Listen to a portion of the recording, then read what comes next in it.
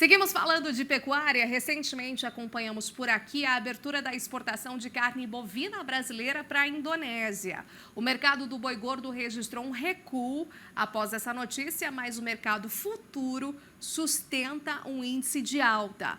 Para entender melhor o comportamento do mercado, eu converso agora com o diretor da HN Agro, Iberville Neto. Bom dia, Iberville. Seja muito bem-vindo aqui à nossa edição do Bem da Terra. Prazer a gente tratar aqui dos temas de pecuária sempre bastante fortes aqui nas nossas quartas-feiras. Como que vem, recentemente essa notícia de abertura de mercado? Como que o mercado reagiu a princípio e o que sustenta esses preços lá na frente? Bom dia. Bom dia, Renata. Bom dia a todos. É um prazer, Renata, estar aqui com olá para a audiência. Vamos falar um pouquinho desse cenário, né? O que a gente tem visto. Renata, no meio do mês passado, nós tivemos essa abertura de vendas aí para a Indonésia, né? De plantas, na verdade, para a Indonésia, que é um mercado que não é tão forte. A gente exportou 20 mil toneladas no ano passado para lá, alguma coisa em torno de 1% da nossa exportação. Então, eles não são um mercado tão forte, mas qualquer notícia boa acaba animando um pouco o produtor. Então, naquele primeiro momento, acabou que o mercado físico ele vinha mais fraco e ele continuou um pouco mais fraco por algum tempo. Mas aí, paralelamente, a gente teve uma melhoria do escoamento na reta final do mês, com o frigorífico buscando mais gado para a virada de mês, e agora o escoamento no atacado já está melhor. E também nós tivemos outras notícias, a liberação de Mozarlândia para as vendas para a China. Lembrando que Mozarlândia, o ano passado, vendeu mais ou menos o que Mozarlândia, no primeiro trimestre de 2022, vendeu para a China o que a gente vendeu para a Indonésia no ano todo, sabe? Uhum. Então é uma grande notícia, ocorreu essa grande notícia aí logo na sequência, e isso deu uma animada no produtor que segurou um pouco mais o gado, e a gente tem observado um mercado mais firme. Então o mercado, até depois daquela patinada, ele vem acompanhando os preços futuros e subindo um pouco. Os preços futuros subiram mais, né? A gente tem negociações acima de 300 para diversos contratos, mas os preços físicos, eles nesses últimos dias, nas últimas 2 semanas, eles ganharam um pouco de tração também. Exatamente, né? O que a gente tem mais para o mercado futuro, e esse ponto que você trouxe da China é fantástico, porque cada vez que a gente tem aí mais, digamos, incremento de expansão, de embarques, a gente sabe que acaba mexendo com o mercado como um todo, traz ânimo, traz elevação dos preços. Como é que vocês têm visto, né? E principalmente o cenário de crescente ainda da demanda asiática pelas nossas carnes, pelas nossas proteínas, se esse é o grande ponto-chave aí de sustentação desses preços, Iberville. Renata, eu diria que sim. Eu diria que, vamos dizer, estruturalmente, 2023 deve ser um ano de mais oferta de gado pela fase do ciclo, né? Nós tivemos queda de preço do bezerro em 2022, isso acaba aumentando a oferta de categorias de fêmeas, porque diminui a rentabilidade da cria. Então, para 2023, a gente espera que essa tendência de oferta de gado um pouco maior continue. Mas quando a gente pensa em Ásia, especialmente e muito especialmente China, a gente está falando de só notícias positivas que nós temos tido nesse começo de ano. O Departamento de Agricultura dos Estados Unidos ajustou a expectativa de importação de carne bovina da China em 700 mil toneladas para 2023. Então, eles aumentaram em 700 mil toneladas o que o país deve importar. Aumentaram a expectativa de exportação brasileira como um todo de carne bovina para 3,5%, frente a 2022, lembrando que 2022 já foi recorde. Agora, em janeiro, nós tivemos um aumento de 16% nos embarques na comparação com o mesmo período do ano passado, recorde para janeiro também. E outro ponto, a volta da China após o feriado, ela veio acompanhada de notícias positivas quanto à movimentação da economia lá. Então, o próprio FMI, num relatório divulgado agora no final de janeiro, ele atualizou a expectativa de crescimento da China para 2023, atualizou para 5,2%. A expectativa deles para 2023 era de 4,4%.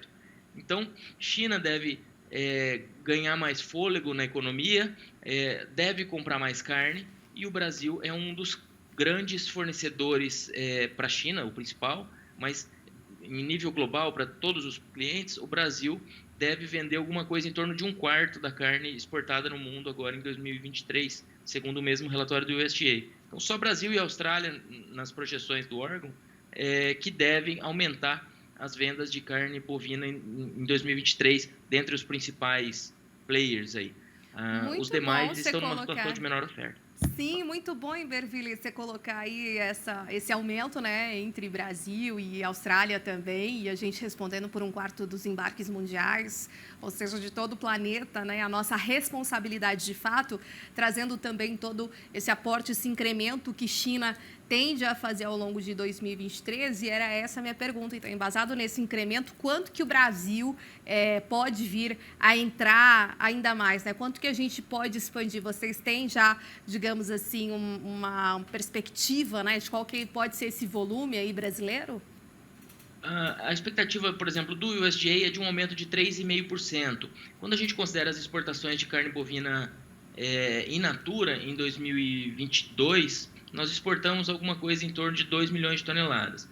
Então, a gente estaria falando aí alguma coisa em torno de 700 mil toneladas, desculpa, 70 mil toneladas a mais, alguma coisa assim, se a gente usar a mesma variação do USDA para a nossa carne in natura, né? Que eles consideram outras categorias de carne nessas estimativas, mas uma conta rápida, a gente estaria falando de alguma coisa em torno de 70 mil toneladas. E Certo. isso seria um terço de um mês bom de exportação brasileira. Certo. Em relação ao preço pago ao pecuarista, ao produtor, como é que está essa relação atualmente, agora no início do ano? O mercado ele começou sentindo o efeito de janeiro, né? Janeiro é um mês de escoamento mais lento, nós temos contas de final de ano, impostos que incidem nesse período, então o ano começou mais fraco, mas ao longo de janeiro, com as notícias que foram se somando, e a proximidade da virada de mês para fevereiro, o mercado ganhou um pouco de fôlego, e atualmente a gente pode dizer que o mercado está firme, com possibilidade de ajustes positivos. Então, a gente não, sempre com a cautela, porque 2023 deve ser um ano de maior oferta, mas o momento atual do mercado ele é positivo.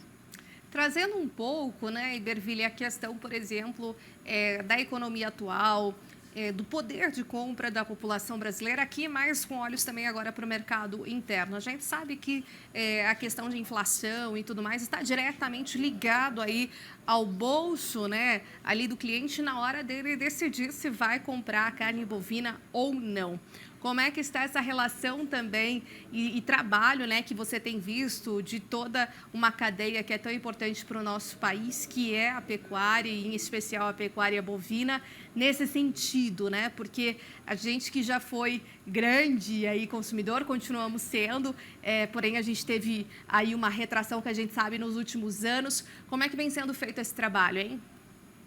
Renata, realmente, a gente tem uma situação, vamos dizer, a gente começou 2023 com uma situação de menos desemprego em relação ao início de 2022, a quantidade de vagas criadas no último ano foi grande. Agora, o que a gente tem de preocupação quanto ao consumo doméstico é justamente essa evolução de taxa de juros ou manutenção dessa taxa de juros elevada por mais tempo, que é necessária, mas que isso acaba afetando o consumo, e também a inflação. Então, quando a gente observa o executivo e o Banco Central com esses ruídos, isso acaba afetando todo o investimento, por consequência, investimento estrangeiro, por consequência, isso valoriza o dólar, ajuda as exportações, mas, por outro lado, um dólar elevado retroalimenta a inflação, que tem sido o problema e o motivo dessa expectativa de juros altos por mais tempo, né?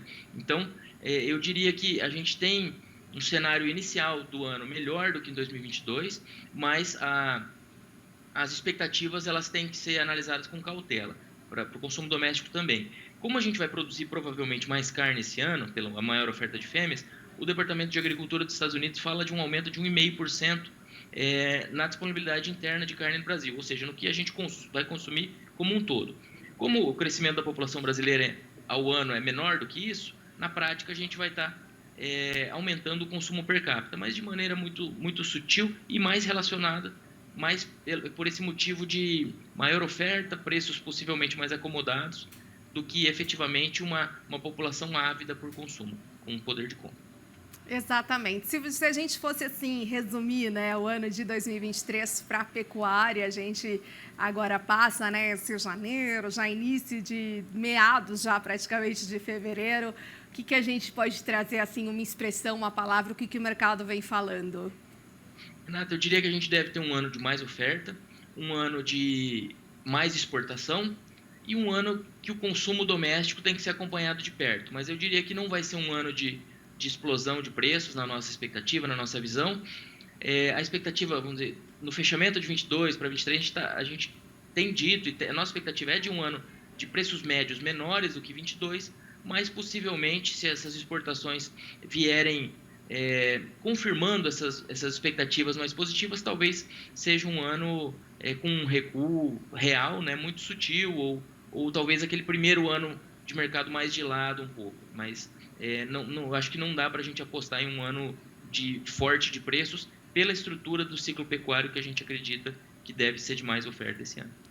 Perfeito. Muitíssimo obrigada, então, por sua entrevista aqui, Berville. Até as nossas próximas oportunidades de conversa, sempre às quartas-feiras, dando grandes possibilidades aí de entrevistas para a nossa pecuária também. Obrigada, viu? Até uma próxima. Eu que agradeço, é um prazer. Contem com a gente. Um abraço. Obrigada, igualmente.